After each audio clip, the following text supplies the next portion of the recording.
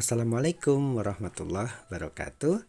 Alhamdulillahirrabbilalamin, kita berjumpa kembali dalam kajian satu hadis dan beberapa penjelasan atau syarah tentangnya. Sebelum kita lanjutkan kajiannya, mohon keikhlasannya untuk subscribe bagi yang belum. Bunyikan loncengnya agar dapat update terbaru, like, dan share. Saudara-saudaraku, kajian hadis pada kesempatan ini adalah tentang sifat tawadu.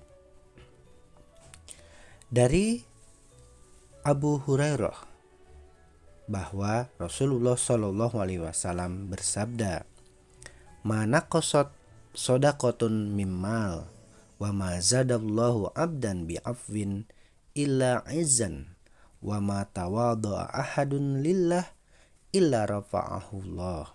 Yang artinya, sedekah tidaklah mengurangi harta seseorang. Tidaklah Allah menambahkan kepada seseorang hamba sifat pemaaf, melainkan akan semakin memuliakan dirinya.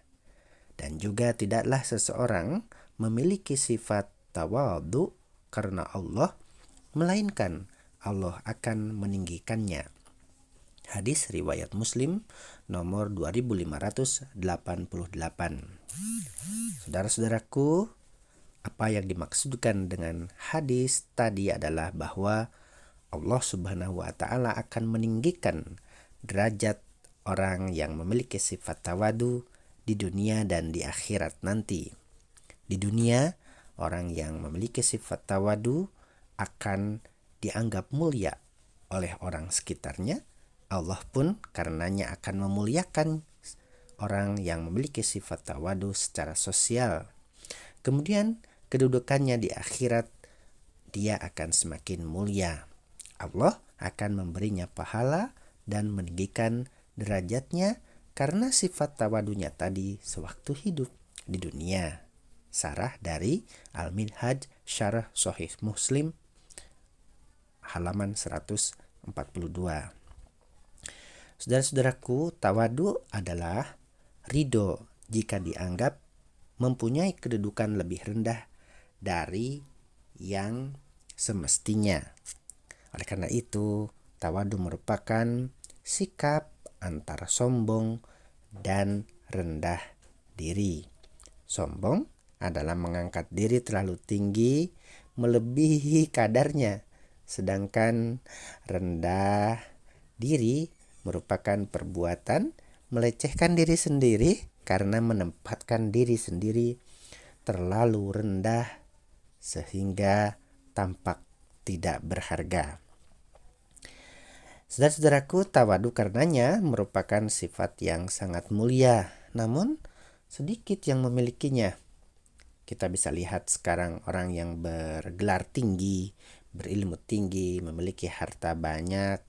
Sedikit dari mereka memiliki kerendahan hati atau tawadu ini. Padahal seharusnya kita meniru filosofi ilmu padi. Kian berisi, kian merunduk. Kian memiliki jabatan, kian tawadu. Kian banyak hartanya, kian tawadu. Kian kaya, tentunya harus kian tawadu, seperti ilmu padi itu.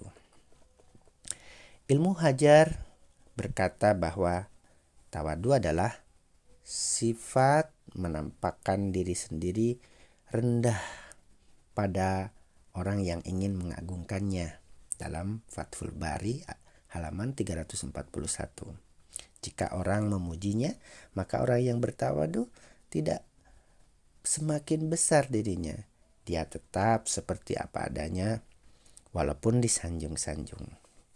Saudara-saudaraku, tawadu merupakan sifat dari para nabi Allah, para anbiya.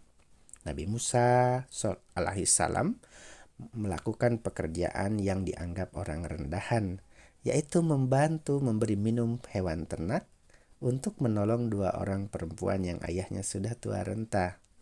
Nabi Daud, saudara-saudaraku, makan dari hasil kerja tangannya sendiri. Begitu juga Nabi Zakaria adalah awalnya seorang tukang kayu. Sifat tawadu juga ditunjukkan oleh Nabi Isa alaihissalam. Bismillahirrahmanirrahim. Wa barron biwalidati walam yaj'alni jabbaron syakian. Dan berbakti kepada ibuku dan dia tidak menjadikan aku seorang yang sombong lagi celaka. Surat Maryam ayat 42. Tentu saja Rasulullah Shallallahu Alaihi Wasallam, panutan kita, Nabi akhir zaman, Khatamun Nabiin, juga memiliki sifat tawadu yang tinggi ini. Rasulullah Shallallahu Alaihi Wasallam bersabda, wa inna Allah auha ilayya an tawada'u hatta la yafkhar ahad ala ahad wa la yabghi ahad ala ahad. Dan sesungguhnya Allah mewahyukan padaku memiliki sifat tawadu. La yafkhar, janganlah seseorang menyombongkan diri. La yafkhar ahad ala ahad, terhadap yang lain. Wala yabghi ahad ala ahad, janganlah seseorang melampaui batas pada yang lain karena kesombongannya. Hadis riwayat Muslim.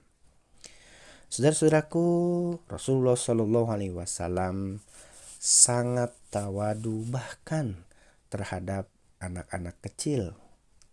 Padahal kalau dilihat pasti Rasulullah lebih mulia daripada anak-anak kecil Ansor.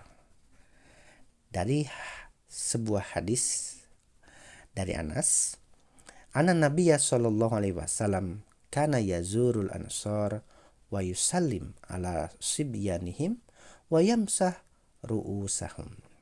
Yang artinya sesungguhnya Nabi Shallallahu Alaihi Wasallam biasa berkunjung ke orang-orang Ansor, lantas beliau memberi salam kepada anak kecil mereka dan mengusap kepala mereka.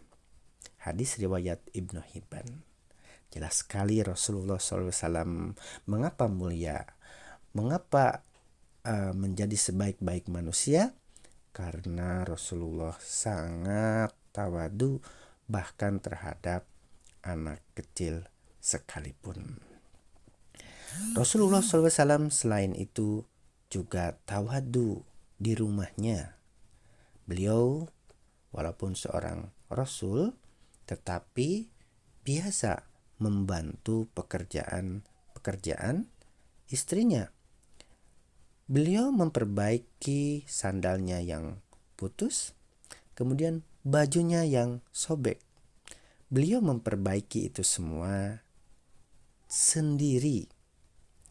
Ini beliau lakukan di balik kesibukan beliau berdakwah dan mengurus umat. Dalam sebuah hadis dikatakan, an Urwah qala qultu li Aisyah ya al-mu'minin ayusha'in kana yasna Rasulullah sallallahu alaihi wasallam idza kana indak.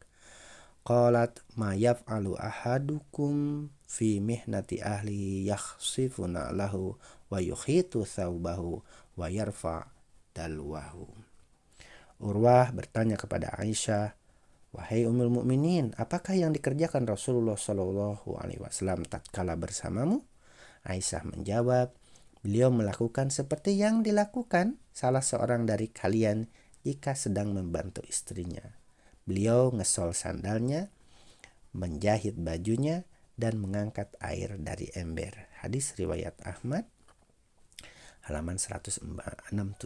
Subhanallah, Rasulullah Shallallahu Alaihi Wasallam semulia-mulia manusia mempraktikkan, sangat memiliki sifat tawadu. Karena itulah beliau menjadi sebaik-baik manusia sampai akhir zaman ini. Marilah kita hiasi diri kita dengan salah satu akhlak karimah, yaitu sifat tawadu ini, sifat rendah hati, bukan rendah diri. Mudah-mudahan semoga Allah Subhanahu wa taala menjadikan kita sebagai orang yang tawadu sehingga kita memiliki kemuliaan dunia dan juga di akhirat kelak. Mudah-mudahan kajian ini ada manfaatnya Mohon maaf atas segala kekurangan. Billahi taufiq wal hidayah. Wassalamualaikum warahmatullahi wabarakatuh.